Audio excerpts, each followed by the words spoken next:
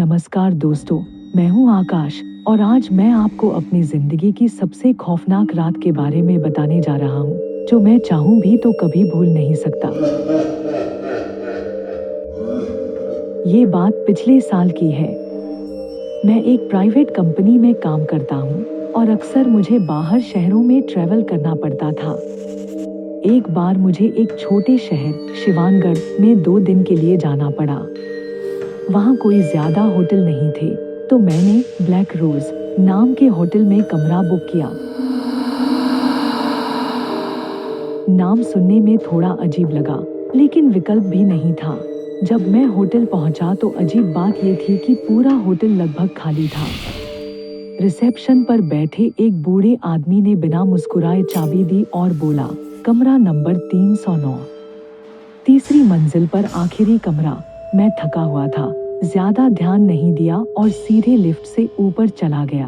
तीसरी मंजिल पर अजीब सी सर्दी थी, जबकि बाहर गर्मी थी। पूरा कॉरिडोर सुनसान पड़ा था और हर कमरे के दरवाजे बंद। बस मेरा कमरा 309 बिल्कुल कॉरिडोर के आखिरी छोर पर। कमरे में घुसते ही एक अजीब सी गंध का एहसास हुआ, जैसे बहुत पुराने बंद कमरे की। खिड़कियां खोली, एसी चलाया और बिस्तर पर लेट गया। लेकिन तभी मुझे हल्की हल्की सरसराहट सुनाई देने लगी।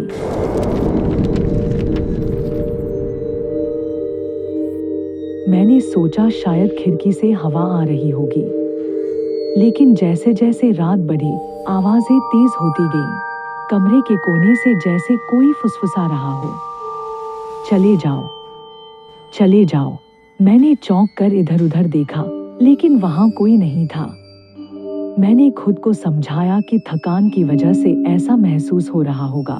तभी अचानक बाथरूम का दरवाजा खुद ब खुद चर्र की आवाज के साथ खुल गया। मैंने डरते हुए अंदर झांका। बाथरूम बिल्कुल खाली था, लेकिन शीशे पर उंगलियों के निशान बने हुए थे, जैसे किसी ने भीगे हाथों से लिखा हो, तुम नहीं बचोगे। अब मेरी हालत खराब होने लगी थी। मैंने तुरंत बैग उठाया और कमरे से बाहर भागने की सोची, लेकिन जैसे ही मैंने दरवाजा खोला, पूरा कॉरिडोर बदल चुका था। लाल लाइट में नहाया हुआ कॉरिडोर, हर दरवाजे से कराहने की आवाजें और फर्श पर खून के धब्बे। मैं डर के मारे वापस कमरे में घुस गया और दरवाजा बंद कर लिया। मोबाइल निकाला ताकि रिसेप्शन पर कॉल कर सकूं, लेकिन नेटवर्क गायब था। तभी लाइट चली गई, पूरा कमरा घुप्पा अंधेरे में डूब गया। अब मुझे कमरे के कोने में कुछ दिखाई देने लगा, एक काली साया, लंबे बाल, उलझे हुए कपड़े और खाली गड्ढेदार आंखें। वो धीरे धीरे मेरी ओर बढ़ रही थी। मैंने जैसे तैसे दरवाजा खोला और सीढ़ियों से भागा। नीचे रिसेप्शन पर जाकर देखा तो वही बूढ़ा आदमी बैठा था। हाथ फते हुए मैंने कहा, मुझे अभी चेकआउट करना है।